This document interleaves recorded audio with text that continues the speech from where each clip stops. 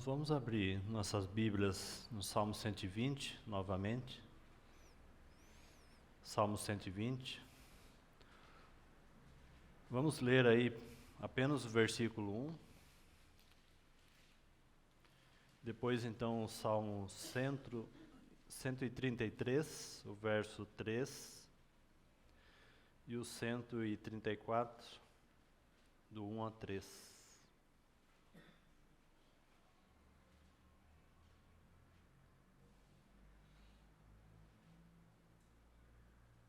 Na minha angústia, clamo ao Senhor, e Ele me ouve.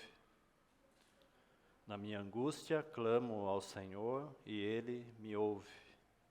Salmo 133, o verso 3 somente. É como o orvalho do Hermon, que desce sobre os montes de Sião. Ali ordena o Senhor a sua bênção, e a vida para sempre. Bendizei ao Senhor, vós todos os servos do Senhor, que assistis ou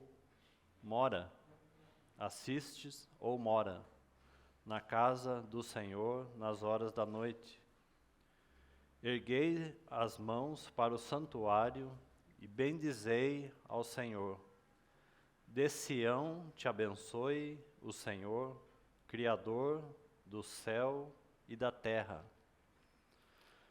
Abra comigo novamente em Isaías, capítulo 4.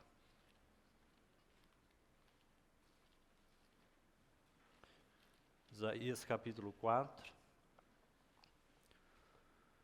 versículo 5 e 6.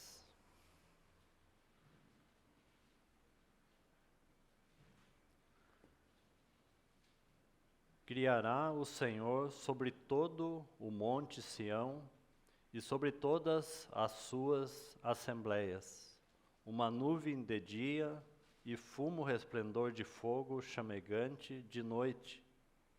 Porque sobre toda a glória se estenderá um dossel e um pavilhão, os quais serão para a sombra contra o calor do dia, e para refúgio e esconderijo contra a tempestade e a chuva. Vamos orar.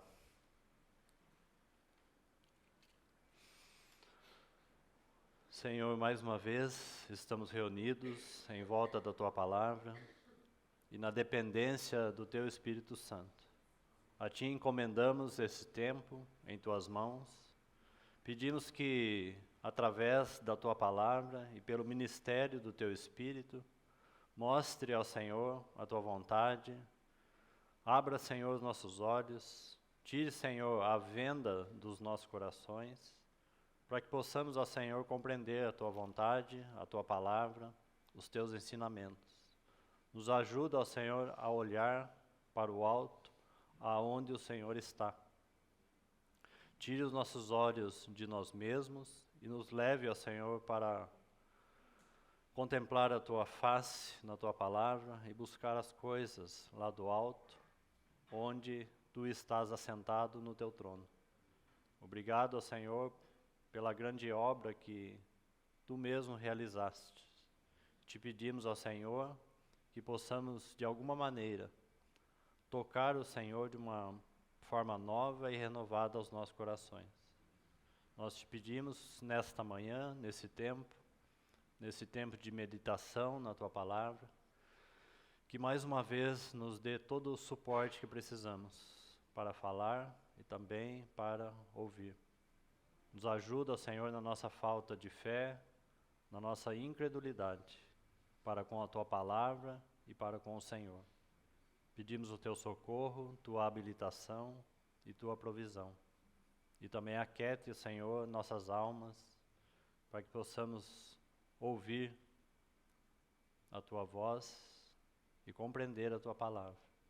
É no nome de Jesus que nós oramos. Amém. Essa porção de Isaías já foi repartida, falada e refalada mais de uma vez. É interessante a relação de Isaías, porque Isaías associa as assembleias do Senhor com o monte Sião. Os salmos que nós estamos aí meditando, do 120 até o 134, se você puder abrir lá, no Salmo 133. Depois, com mais tempo, nós vamos falar um pouco mais sobre ele. Apenas estamos aí buscando aí a compreensão da vontade do Senhor e seu propósito. Na minha angústia, ou na angústia, o salmista diz, ele clama ao Senhor e ele ouve. Nós já falamos então que nossa história, por um lado, também começou na angústia, por um lado. Por outro lado, nós temos que ver o glorioso antes de Deus, e não apenas a nossa história na angústia. O fato é que, graciosamente, na angústia, o Senhor nos ouviu. Esse é o Salmo 120. Como já falamos, estamos refalando o que já falamos. O Salmo 120 ao Salmo 134 formam um conjunto de salmos. Então, nós não estamos, dentre todos os salmos, apenas lendo aqui alguns aleatoriamente. Esses salmos formam um conjunto de 15 salmos que mostram uma caminhada desses povos rumo a Jerusalém, a casa celestial de Deus. Nós já falamos tanto sobre isso, não é? Caso os irmãos tenham esquecido, seria bom pegar as mensagens anteriores e ouvi-las novamente, porque falamos bastante sobre a realidade tanto do Monte Sião e o que significa os montes no plural, não é? E falamos também o significado, resumidamente, do que é Jerusalém. Então, perceba isso e perceba que nesses 15 salmos existe um caminho designado pelo próprio Deus. Então, da angústia até a vida de comunhão na casa de Deus, a Jerusalém celestial. Então, irmãos, esses salmos mostram qual é a vontade de Deus e o seu propósito. Então fica muito claro, porque aqui é uma caminhada, né, assim como é a nossa, desde o dia em que o Senhor nos resgatou para algo maior, ou para um objetivo maior. Então nesse salmo nós encontramos isso, da angústia até a adoração na casa de Deus, no Monte Sião, na Jerusalém celestial. E Isaías, então, 4, ele associa o Monte Sião às assembleias do Senhor. Então, essa associação ali ajuda muito para nós, porque nós vivemos como a Assembleia do Senhor, né? Então, a Jerusalém, a igreja de Deus, ela é o Monte Sião, ela é o lugar de adoração. Não é mais o lugar físico, é o lugar onde os servos do Senhor moram, ou assiste, é a palavra ali, no Salmo 134. E não faz sentido nenhum os servos do Senhor, hoje, servos e servas, morar ou habitar num lugar onde Deus não habita. Nós somos servos e servas, né, do Senhor, homens e mulheres, que servem, que moram na casa de Deus. Então, hoje a casa de Deus é o lugar da morada, da habitação do próprio Deus, lugar da sua glória. Então é aí que os servos também habitam e moram. Hebreus 3 vai dizer que Cristo é a casa do Pai e a qual casa somos nós. Nós somos a casa do Pai. Lugar onde nós moramos ou habitamos e lugar onde Ele habita. As duas coisas. A habitação nossa que temos nele e a habitação dele no meio da sua casa, a casa espiritual de Deus, a casa celestial de Deus. Lugar este, à luz de Isaías, à luz de Salmos 133 e 134, é o lugar de crescimento espiritual. É o único lugar, coletivamente, que nós temos proteção, certo? Lembre-se do primeiro salmo, isso que o Senhor fez com cada um de nós. esses indivíduos salvos, que o Senhor ouviu de alguma forma o clamor e nos atendeu por sua graça e nos salvou, agora Ele está nos conduzindo a um lugar agradável a Deus. E por outro lado, agradável, ou deveria ser, a nós. Agradável a Deus, por causa da sua presença, e também agradável a nós.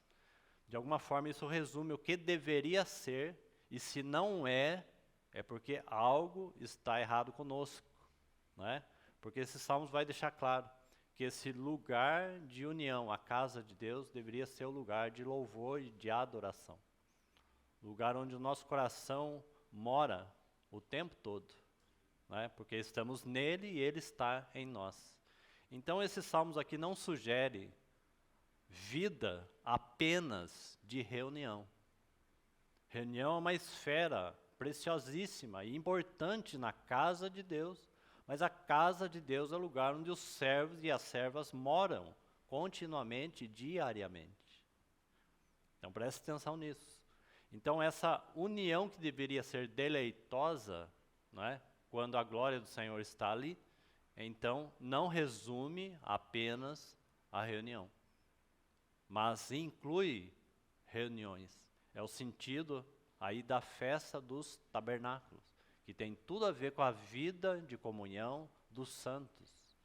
O lugar então onde temos segurança, proteção, crescimento espiritual, revelação da palavra de Deus, numa vida progressiva.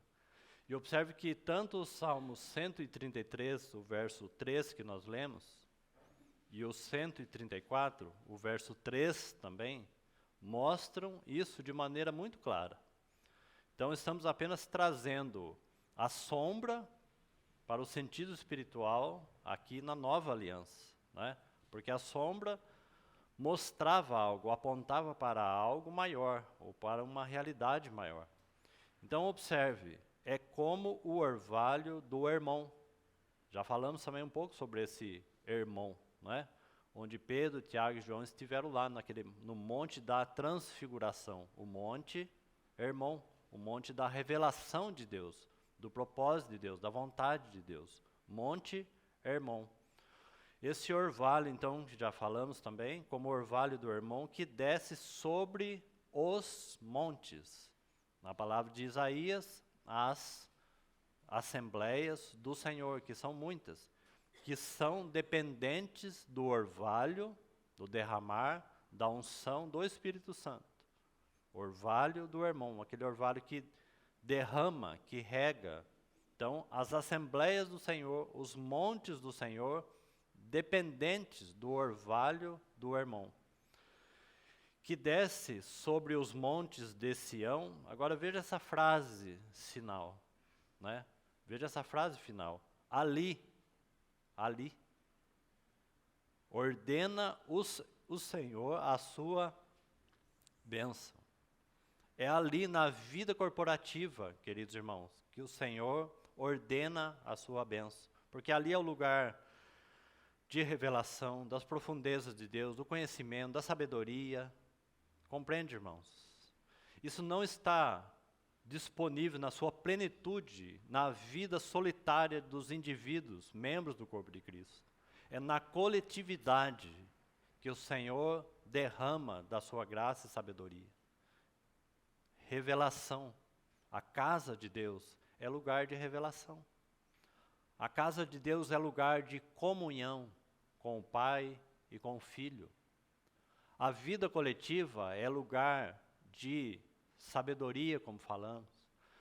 É na vida coletiva, no corpo de Cristo, que o Senhor derrama, ordena ali a sua bênção. A vida individual, ela é, para nós, na verdade, uma ruína espiritual. Porque é ali que o Senhor ordena a sua bênção. Esse princípio está declarado abertamente na carta aos Efésios.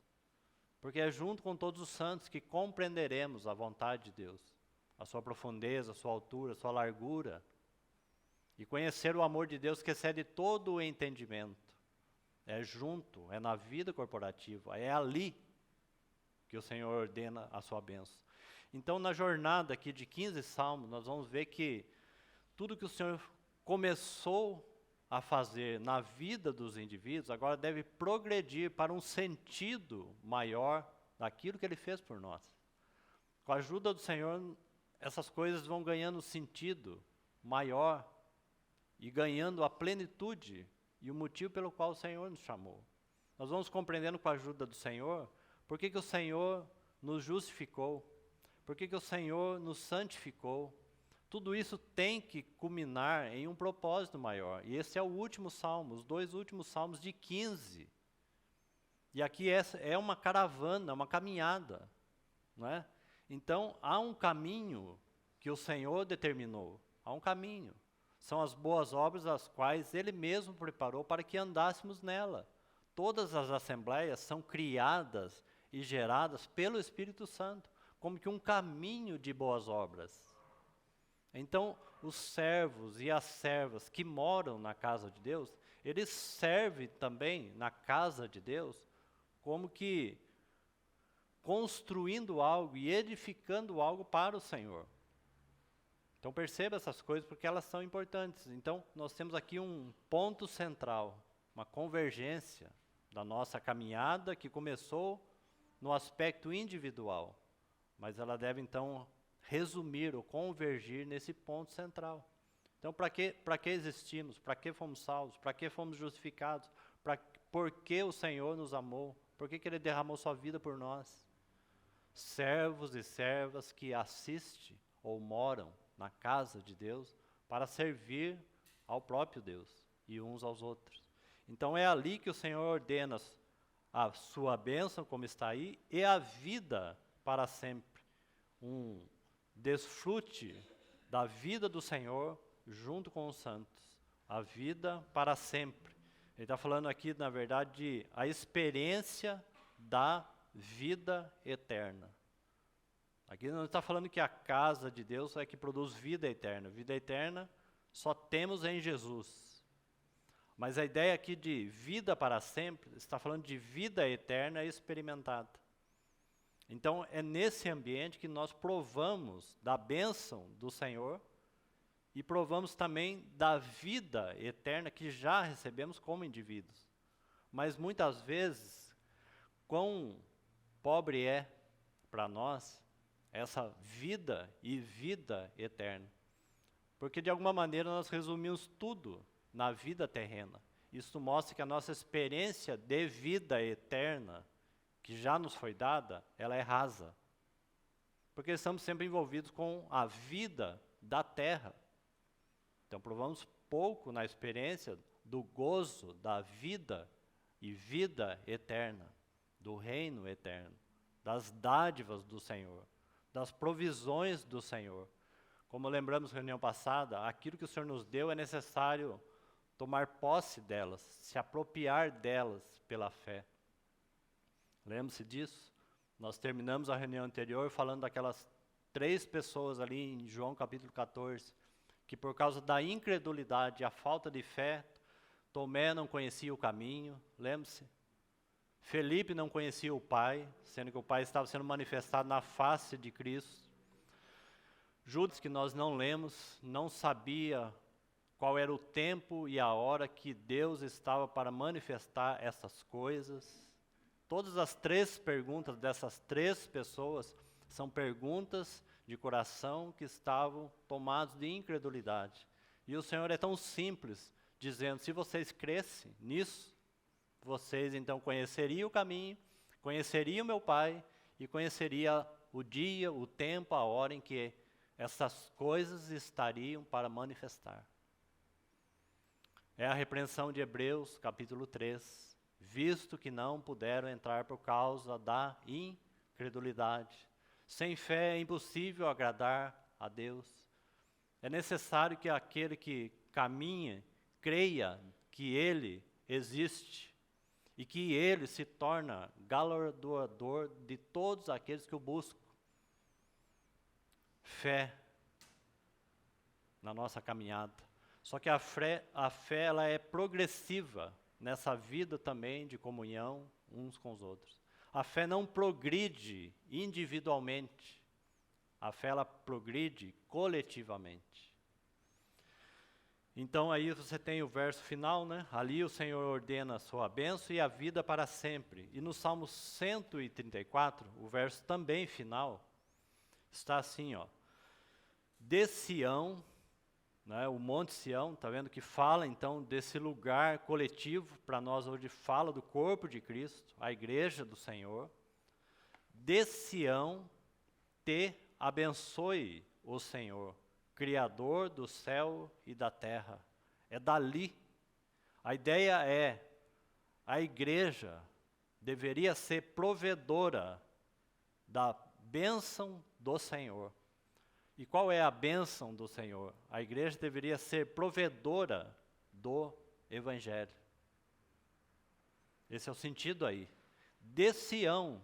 E talvez nós podemos pensar assim, não, mas a provedora do Evangelho não é o próprio Senhor. Aquele que provê salvação não é o próprio Cristo. Aquele que é a bênção de Deus não é o próprio Senhor Jesus. Sim. A pergunta é, aonde encontrá-la? Aonde o mundo pode encontrar o Evangelho? Aonde o mundo pode encontrar salvação?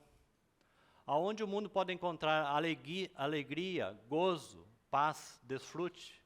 Aonde, queridos irmãos? Aonde? De Sião te ordena, ou de Sião o Senhor ordena a bênção. Então esses dois versos são muito significativos. Porque, irmãos, a casa de Deus é o corpo de Cristo. Lugar de salvação. Os irmãos compreendem isso? Lugar de pregação do Evangelho. Lugar de ensino. Não é que nós nos ajuntamos apenas para nos enriquecer na palavra e se tornar mestres no conhecimento da Bíblia.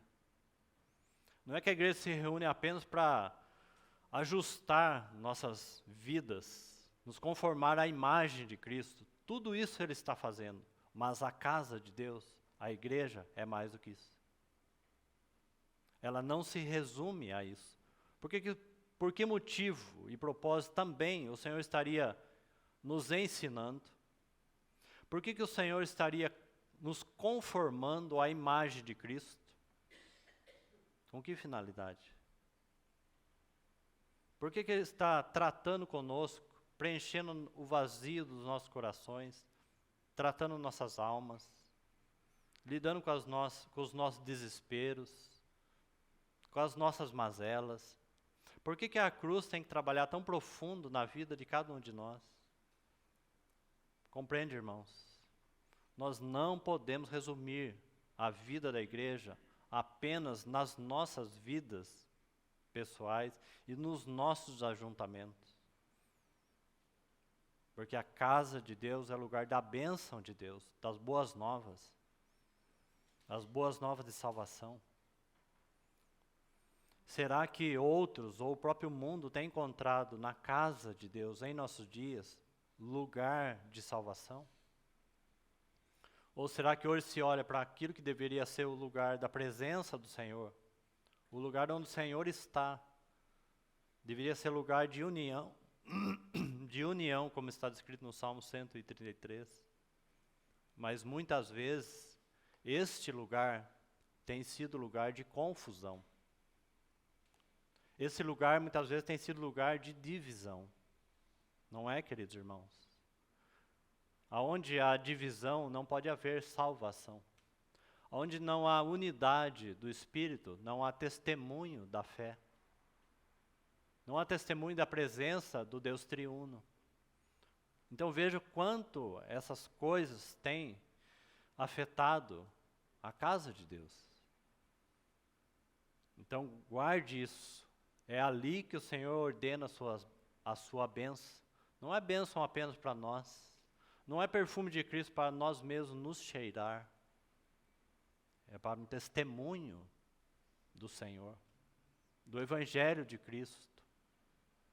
Porque senão nossas reuniões vão se limitar em um estudo da palavra aqui, uma meditação aqui, se alegrar com aquilo que nós estamos ouvindo a toda hora, vendo toda hora, e o nosso coração vai só se enchendo de orgulho.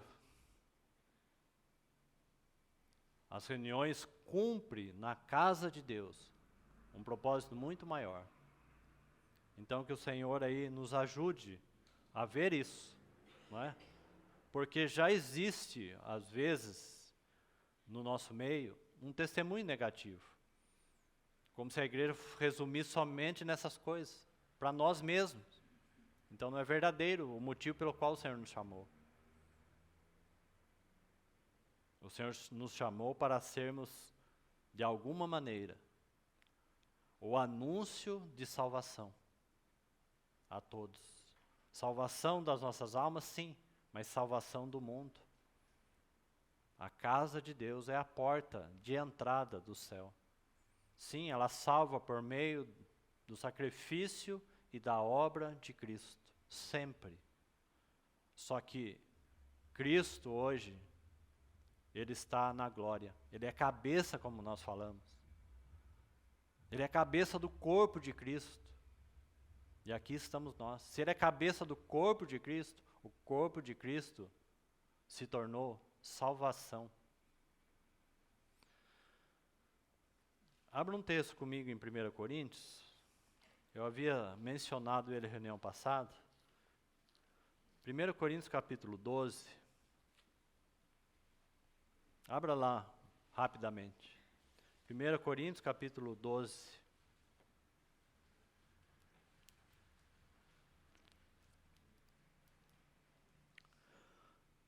Verso 12.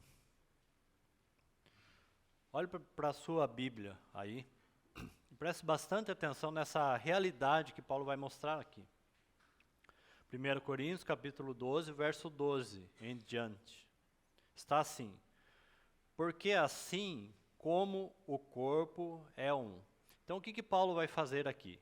Ele vai fazer uma comparação, mas ao mesmo tempo ele vai mostrar a igualdade, por causa desse como aqui. Assim como Paulo faz em Efésios capítulo 5, quando Paulo vai falar de Cristo e a igreja, mas ele vai comparar com o relacionamento marido e mulher. Então ele usa esse como também. Então assim como, né? Maridos, amai vossas esposas, assim como, ou de igual modo, como Cristo amou a igreja. A mesma coisa Paulo está fazendo aqui. É a mesma coisa. Ele vai falar do corpo, o corpo humano mesmo, o funcionamento dele. E comparar como é agora o corpo de Cristo. Então, não só fazer então a comparação, mas ele está dizendo de igual modo. Como? Não é? Então nós olhamos para o nosso corpo e ele tem um funcionamento. De igual modo funciona o corpo de Cristo. E isso é muito importante. Para seguir a leitura, é de extrema importância, para que você não faça nenhuma confusão na leitura. Então, como comparando, mas de igual modo. Guarde isso. Porque assim como o corpo é um.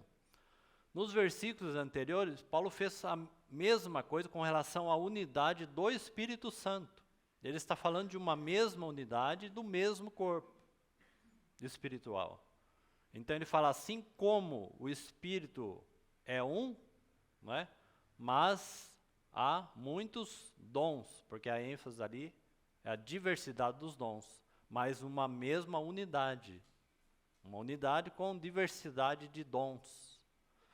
E aqui ele vai fazer a mesma coisa com o corpo de Cristo. Então olha aí, porque assim como o corpo é um, certo? Então o corpo de Cristo, comparando com o nosso corpo, nós temos um único corpo.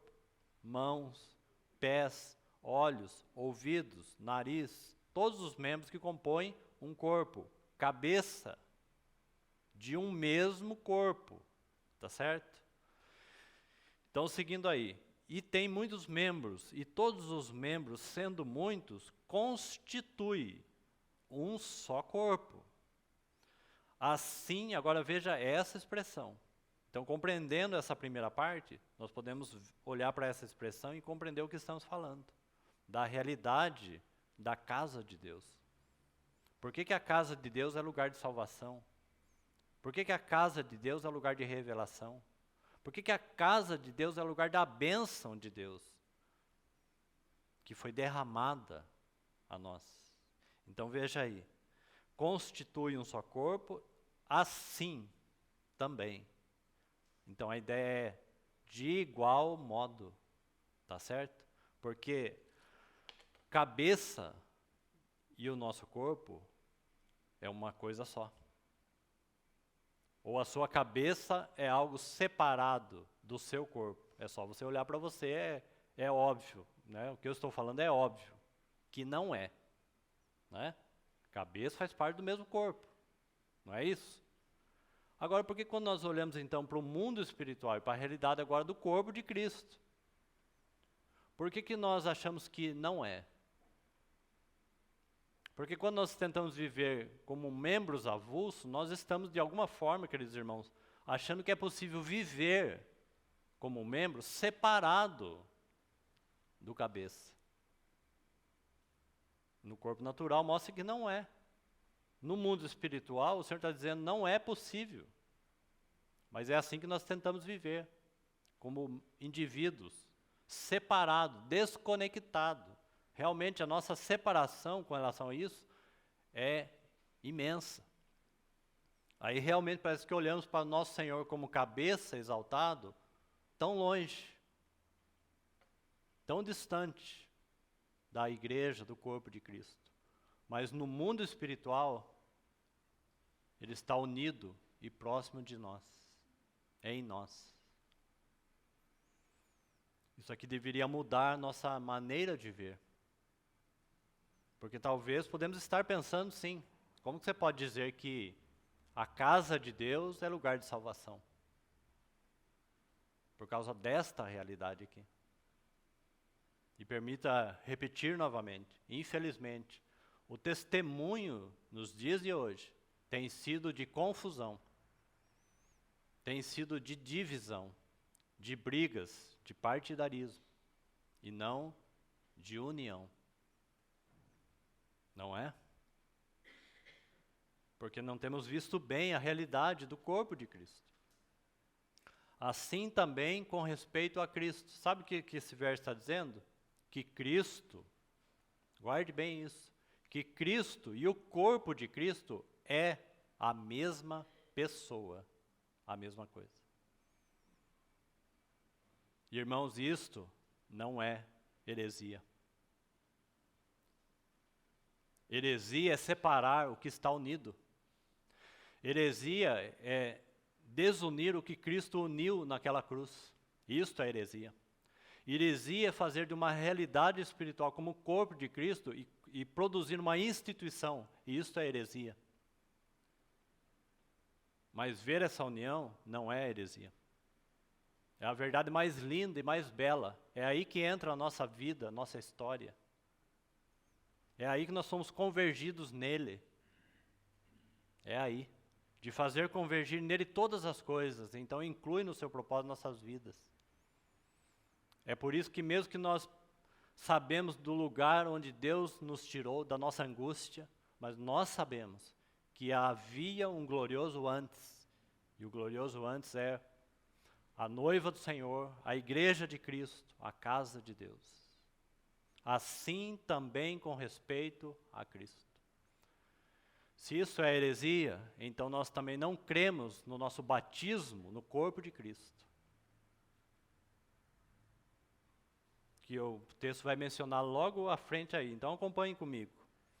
Então assim também com respeito a Cristo. Ele está dizendo que o corpo e Cristo é a mesma coisa que, ou a mesma pessoa. Cristo, na glória, se tornou cabeça do corpo de Cristo. Por onde Ele fala, Ele cura, Ele manifesta, Ele revela. Compreende, irmãos? Em nada diferente do que Ele fez quando Ele esteve no seu corpo humano na terra.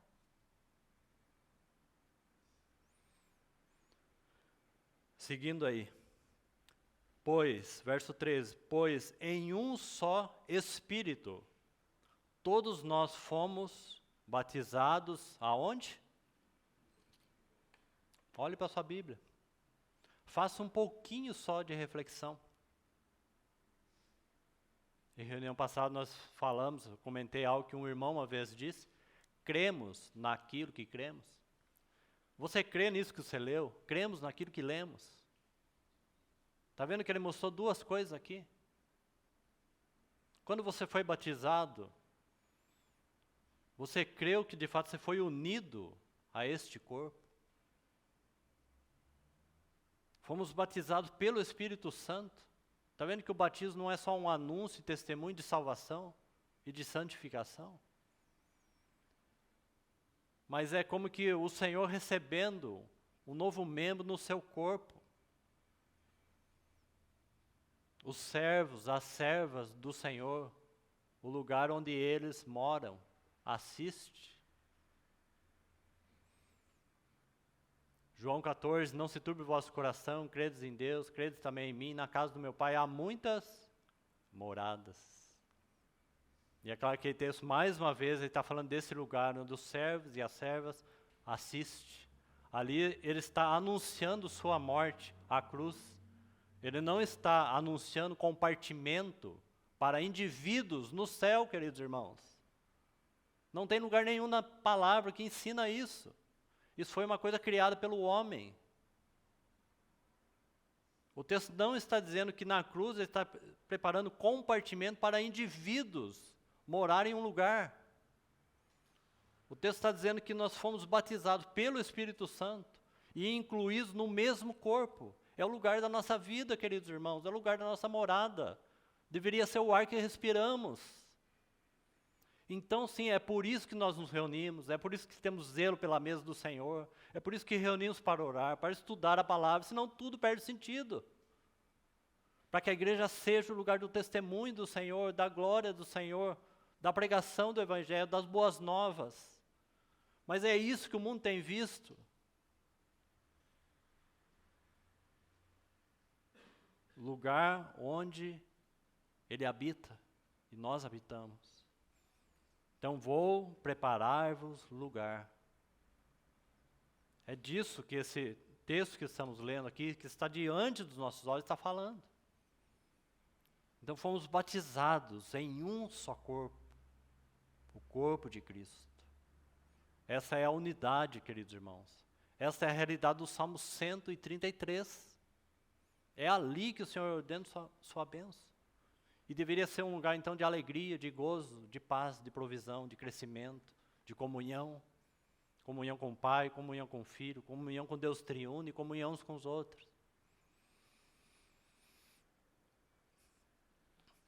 Abra comigo Isaías 35.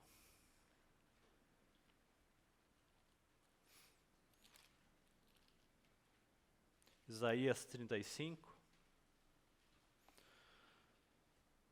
Vamos ler aí o verso 8 a 10.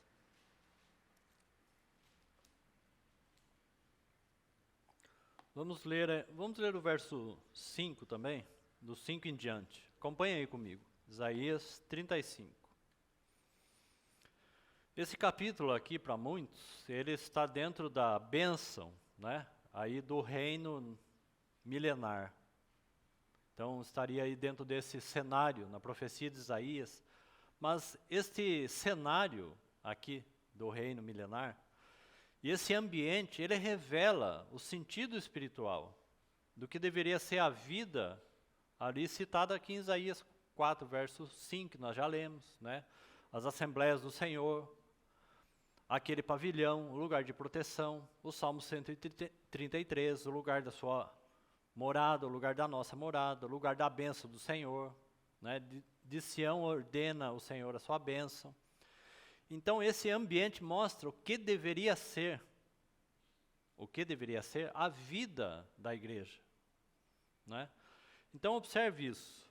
Esse salmo, essa porção profética aí de Isaías, ela é interessante. Então veja o verso 5. Então se abrirão os olhos dos cegos e se desimpedirão os ouvidos dos surdos. Os coxos saltarão como servos, e a língua dos mudos cantará, pois águas arrebentarão no deserto, e ribeiros no ermo. Ele está falando de um jorrar de vida, um jorrar de frescor, um renovo da palavra de Deus. É o mesmo, quase que o mesmo sentido do orvalho aí. E é muito interessante porque Mateus vai citar também essa porção aqui. Porque quando o Senhor vem, na sua primeira vinda mesmo, ainda que o reino milenar fala da sua segunda vinda. Mas é interessante porque muitas coisas aqui é cumprida na primeira vinda. Porque muitos ali estavam enfermos, doentes, e eles foram curados. Como já foi lembrado hoje aqui. Muitos estavam cegos e passou a ver. Mudos começaram a falar. Os pobres receberam o evangelho. Os coxos, os paralíticos começaram a andar. Isso aconteceu nos dias que o Senhor veio, né? Ele fez isso. Então, seguindo aí o verso agora 8.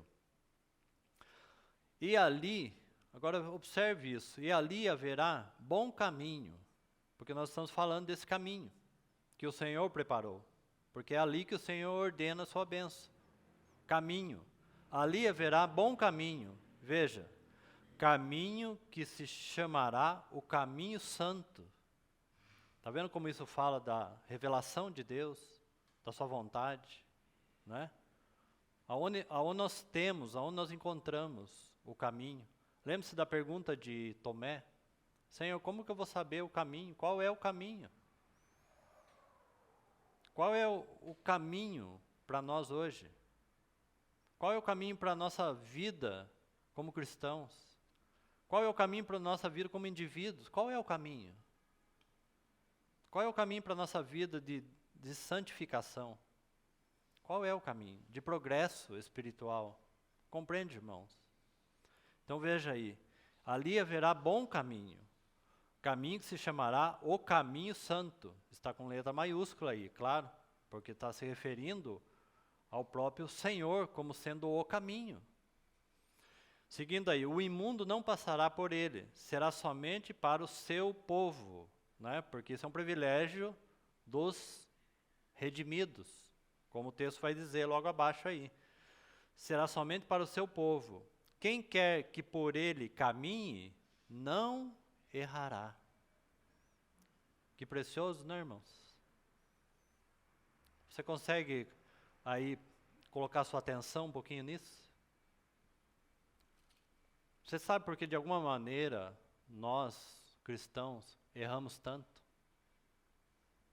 Talvez porque nós não ouvimos o Senhor junto com os santos. Não vemos o caminho que o Senhor ordena ali, seus princípios, seus ensinamentos, porque ali não erraremos, porque seremos corrigidos, advertidos, apacentados, né? Se alguém se desvia, o pastor apacenta. Então, quem quer que por ele caminhe, não errará, nem mesmo o louco. Verso 9, ali não haverá leão, animal feroz não passará por ele, nem se achará nele, mas os remidos andarão por ele. Lembre-se que nós mencionamos também já lá atrás a importância de nós seguirmos as pegadas do rebanho. Os irmãos se lembram disso? A importância de seguirmos as pegadas do rebanho. Nós falamos sobre isso, porque nas pegadas do rebanho, nós temos as marcas do pastor.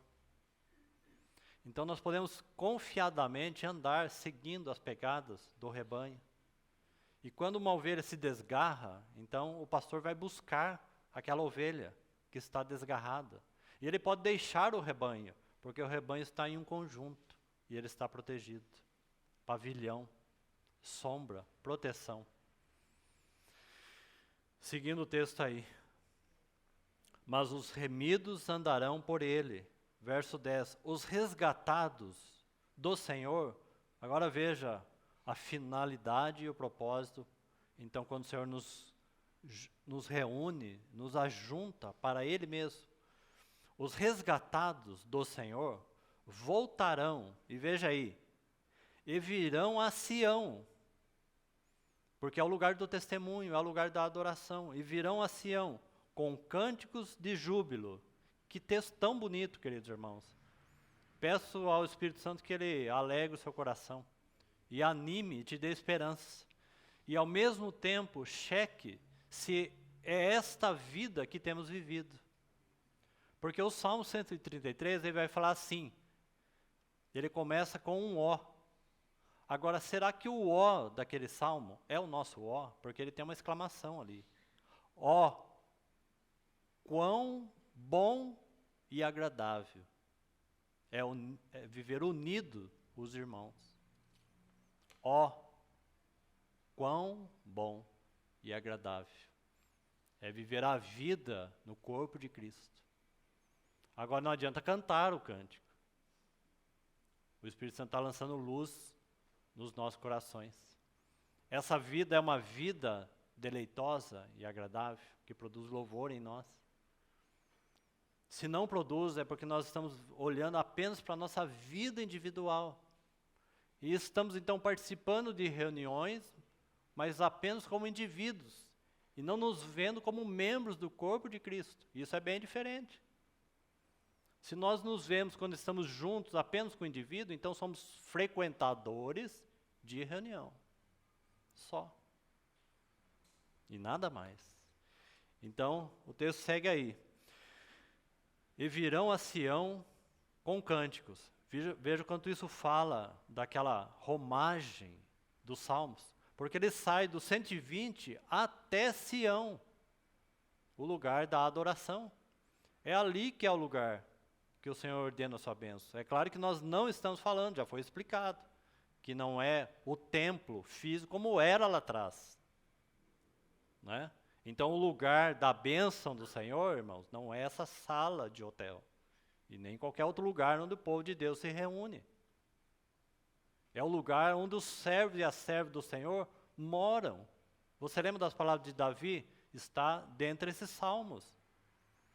Que o que ele mais almejava e mais ele buscava, o que ele mais queria, é morar na casa do Senhor todos os dias. Isso era para Davi impossível, mas para nós é uma realidade. É o lugar da nossa vida, é o lugar onde vivemos, é o lugar onde moramos. Quando você está no seu quarto secreto, como é a sua oração? Quando o indivíduo, um membro do corpo de Cristo, está no quarto secreto, como é a sua oração? Egocêntrica? Tudo é para você mesmo o que você pede? Então nosso coração não mudou coletivamente ainda. Você está no seu tempo secreto. Você pode pedir como filho de Deus e como membro, pedir e expor a Deus todas as suas necessidades, não é isso. Você pode fazer, deve fazer, buscar direção para tudo que você vai fazer. Mas o seu coração, sua mente, está envolvida coletivamente? Então pense nisso. Não somente quando nos ajuntamos com os irmãos para orar. Porque o membro do corpo de Cristo, ele nunca deixa de estar ligado ao corpo de Cristo. Não é? Então, uma boa reflexão para nós. Quando o nosso eu vai dando lugar em nossas orações para o nosso. O eu sai de cena e entra o nosso. Então, não é mais minha necessidade, é nossa necessidade. Não é mais o meu clamor, é o nosso clamor. Senhor, cuida da minha vida, Senhor, cuida dos nossos irmãos. Queridos irmãos, tem sido isso a nossa oração? Senhor, cuide da minha família ou cuide da nossa família. Ou as nossas vidas conjugais são tão autossuficientes que não precisam dessa mesma realidade para permanecer de pé os casamentos? Você pode observar que os casamentos estão destruídos aí, no meio do cristianismo. Por quê? Porque também este assunto está enfraquecido no meio do cristianismo. Paulo não comparou as duas coisas? A vida conjugal com a vida do corpo de Cristo? Se essa está decadente, é porque essa também está decadente. E se a vida familiar está decadente sem essa realidade, a outra também tem um reflexo negativo. Então, nesses detalhes da nossa vida, nós nos deparamos com autossuficiência. Quem é capaz, queridos irmãos, quem é capaz de sustentar um casamento, uma união de marido e mulher? Ninguém. A não ser que ele aprenda a depender de Deus. Então, Senhor, tem misericórdia da nossa casa, porque a sua casa, a minha casa, faz parte da casa de Deus. E se sua casa, família, quer crescer no conhecimento de Cristo, quer sustentar os seus filhos, aqueles que têm, quer que ambos progridam uma vida relacional que agrade ao Senhor, irmãos, este é o caminho de Deus, não é outro. Então, seguindo aí o texto de Isaías. Os resgatados do Senhor voltarão e virão a Sião com cânticos de júbilo. 2 pontos, ponto e vírgula. Agora veja, alegria eterna coroará. O Senhor ali ordena sua bênção e a vida eterna para sempre. Alegria eterna coroará as suas cabeças. Agora veja aí, gozo e alegria alcançarão, e deles fugirá a tristeza e o gemido. Olha o Salmo 61, Isaías 61. Isaías 61, o verso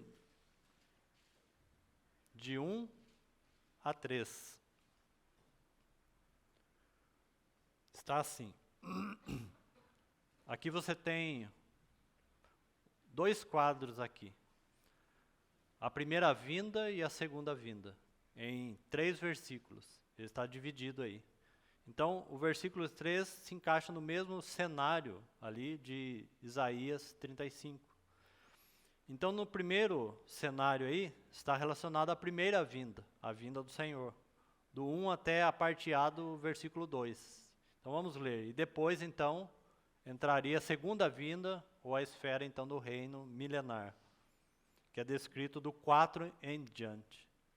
O Espírito do Senhor Deus está sobre mim. Está falando quando o Senhor veio. Você lembra quando ele pregou, né? Pelo que o Espírito de Deus o ungiu para pregar as boas novas, né? Como está aí. O Espírito do Senhor Deus está sobre mim, porque o Senhor me ungiu, né? Lá em Lucas vai dizer que o Espírito Santo me ungiu para pregar. O Espírito do Senhor Deus está sobre mim, porque o Senhor me ungiu para pregar boas novas aos quebrantados. Enviou-me a curar os quebrantados de coração e proclamar libertação aos cativos e pôr em liberdade os algemados. Tudo isso o Senhor fez conosco por causa da sua obra, não é? Seguindo aí, e apregoar o ano aceitável do Senhor. Então daqui em diante você tem a segunda vinda. E o dia da vingança do nosso Deus, a consolar todos os que choram. Olha o verso 3. E pôr sobre os que em Sião estão de luto, não é? E me parece que isso mostra, de alguma forma, um quadro da igreja hoje, porque, de alguma maneira, ela revela este luto.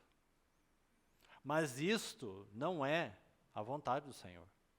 Não é da vontade do Senhor que a igreja permaneça em luto.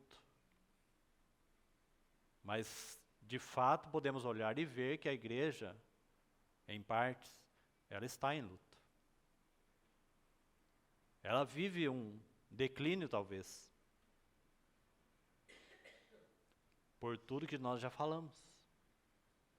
Ou nós achamos que a igreja não está em luto em nossos dias? O que você pensa sobre isso? Faça uma reflexão. Porque todos os que creram no Senhor, independente agora, aonde eles estão, eles pertencem ao corpo de Cristo, como acabamos de falar. Certo? Todos os que creram, quer eles compreendam ou não, eles foram batizados em um só corpo. Então aqui, queridos irmãos, nós temos que nos colocar juntos. Só que essa porção de Isaías deixa claro que não é isso que o Senhor preparou e deseja para a sua igreja. O conformismo com a condição que a igreja está é pecado. Porque vai contra a palavra de Deus. Compreendeu? Porque às vezes nós pensamos assim, porque nós olhamos para o lugar errado. Olhamos para a igreja e falamos assim, não tem mais jeito mesmo. Você está falando isso contra a palavra de Deus. Porque não é isso que a palavra de Deus ensina. Em nenhum lugar o Senhor nunca vai dizer que não há mais jeito para a igreja. Em lugar nenhum nós vamos encontrar isso. Então você vai contra a palavra de Deus e peca. Por causa da nossa incredulidade, do nosso coração duro. Porque para o Senhor, em vez de luto, então o versículo vai seguir aí. Mas será que a igreja não se encontra hoje, antes que o Senhor volte ainda? Será que ela não se encontra em luto? E será que o Senhor não quer mudar esse quadro para testemunho dele? Porque ela está em luto. Né? Há uma grande mistura terrível hoje no meio do cristianismo. Há uma associação tão feia, que é a associação da igreja e a política, que entristece muito o coração do Senhor. Não é? Onde se associa direita à igreja. Irmãos, isso é lamentável. Isso é vergonha para nós. Isso é reduzir a realidade celestial do corpo de Cristo a um partido de direita, a uma questão política. Irmão, nós devíamos colocar nossos rostos em terra e chorar de vergonha. Como que nós reduzimos a isso, queridos irmãos? Como que se compara uma questão política com a casa de Deus? Como que se associa um partido de direita à casa de Deus? Porque é isso que se faz. Como se todos de direita são evangélicos ou são cristãos. É lamentável, queridos irmãos, nós precisaríamos nos arrepender profundamente. Porque de um jeito ou do outro nós estamos envolvidos. E pensamos assim. Que o Senhor tenha misericórdia. Agora, irmão, se isso não é luto, eu não sei o que é. Isso pega todos nós, sem exceção. Isso é reduzir a realidade espiritual da casa de Deus. Alguns atribuem perseguição política à perseguição cristã. Então o político é preso, é perseguido, e fala que a perseguição é do diabo. Isso não é motivo de luto, de choro?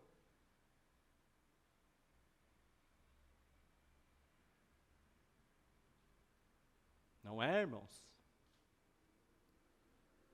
Então políticos são presos, são caçados, são perseguidos, aí falam que o cristão está sendo perseguido.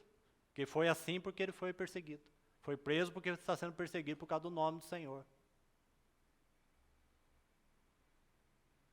Isso é uma vergonha para nós. Porque é isso que tem ocorrido nos nossos dias. Luto. Mas essa não é a vontade do Senhor. Não é. E vamos concluir aí com esse texto aí que nosso tempo já passou. O verso 13, então, e pôr sobre os que em Sião estão de luto, porque nós sabemos que o texto está falando de restauração, tá certo? Esse texto de Isaías 35 está falando do quê? reavivamento, restauração. O mais importante é isso, não é propriamente a questão só do reino milenar. Não se detém a isso. A nota maior aqui é que o Espírito Santo está falando do quê? De restauração. E de reavivamento espiritual. Esse é o sentido que tem que ser extraído. Senão você vai olhar, eu não tenho nada a ver com o reino milenar. Sim, mas nós temos tudo a ver com a necessidade de restauração. Ou você, membro do corpo de Cristo, não precisa ser restaurado? Sua vida vai bem? Nosso proceder é justo diante de Deus? Nossa casa não precisa de restauração? De reavivamento? A sua vida nos mesmos pecados, na mesma lamúria, não precisa de avivamento espiritual? A mesma tradição do conhecimento da palavra de Deus, não precisa de reavivamento, de restauração? Eu acho que precisa, queridos irmãos. Eu acho que precisa. Nossas casas, nossas famílias não precisam de restauração da palavra de Deus? Nós lembramos com os irmãos na quarta-feira, aquela expressão que Jesus usou, que foi citado hoje aqui. Bem-aventurado aquele que não achar em mim motivo de tropeço. Aí o Senhor repreende algumas cidades ali. Corazim, Betsaida e Cafarnaum. Lugar onde o Senhor viveu e pregou com maior intensidade. O maior tempo do seu ministério foi em Cafarnaum. Eles receberam a palavra do Senhor, o evangelho do Senhor, as boas novas. Assim como nós recebemos. Só que, para muitos, a palavra de Deus hoje, muitos eu me refiro, queridos irmãos, a cristãos, têm visto na palavra de Deus motivo de tropeço. Hoje, em nossos dias. E o Senhor diz ali, bem-aventurado aquele que não achar em mim motivo de tropeço. Então, Betsaida, Corazim, Cafarnaum acharam no Senhor e na palavra que ele pregou motivo de tropeço. Não é isso que ocorre hoje, queridos irmãos. A palavra, quando é aberta em alguns lugares, é motivo de tropeço e de rejeição. E será que nas nossas casas a palavra às vezes não tem sido motivo de tropeço?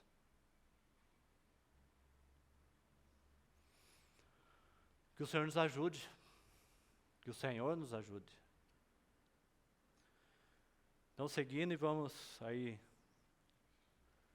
terminar com a ajuda do Senhor. E pôs sobre os que em Sião, novamente, estão de luto, uma coroa em vez de cinza. Está vendo? Porque ele está falando de restauração. Óleo de alegria em vez de pranto. Está vendo o que o Senhor deseja no processo de restauração por causa do seu testemunho? Veste de louvor. Óleo de alegria, unção. A ideia aí, óleo de alegria em vez de cinza, é unção. Veste de louvor, as vestimentas de Cristo. Vestes de alegria. Veste de louvor, em vez de espírito angustiado. Na minha angústia, clamo ao Senhor, e Ele nos ouve. Então, veste de louvor em vez de espírito angustiado. Agora olhe para a sua Bíblia. A fim de que se chame, irmãos, que linda expressão. A fim de que se chame carvalhos de justiça. Ele está falando de uma marca, né? De um testemunho que deveria ser a casa de Deus. Carvalho de justiça. Que linda expressão, né? Aí ele vai dizer assim, ó, plantados pelo Senhor, não é? Porque foi obra dele. Plantados pelo Senhor para a sua glória. Linda passagem de Isaías, profética. Que o Senhor fale conosco. Que o Senhor alcance lugar nos nossos corações. Que o Senhor fale com a igreja nos dias que nós estamos. Será que a casa de Deus é este carvalho de justiça? Plantados pelo Senhor, porque foi Ele que pôs todas as suas assembleias, para a glória do Senhor mesmo. Vamos orar. Senhor, a Ti entregamos mais uma vez a Tua palavra. Tende misericórdia, Senhor, dos dias que nós vivemos e das nossas vidas. Abra os nossos olhos, ó Senhor. Restaura, Senhor, nossas vidas, nossas casas, nossas famílias. Restaura, ó Senhor, a vida da comunhão, do corpo de Cristo. Abra os nossos olhos, ó Senhor, para ver que fomos batizados em um só corpo. E é no Teu nome que nós estamos unidos e reunidos. Somos a Tua expressão do Teu nome, do Teu caráter. Nos ajuda, ó Deus. Tenha misericórdia, Senhor. Mostra, através da Tua palavra. Desperta o Teu povo, os que estão adormecidos. Desperta, ó Senhor, os nossos corações para Ti mesmo. Mude, Senhor, o nosso foco, nosso alvo, nossa meta. Ganha-nos, ó Senhor, para Ti. Nós Te pedimos essas coisas por amor do Teu próprio nome. Faz isso, ó Senhor, pela Tua palavra e pelo ministério glorioso do Teu Espírito e pela vida de comunhão no corpo de Cristo. Nos ajuda, ó Senhor, é o que nós Te pedimos. Em Teu nome é que nós oramos e agradecemos. Amém.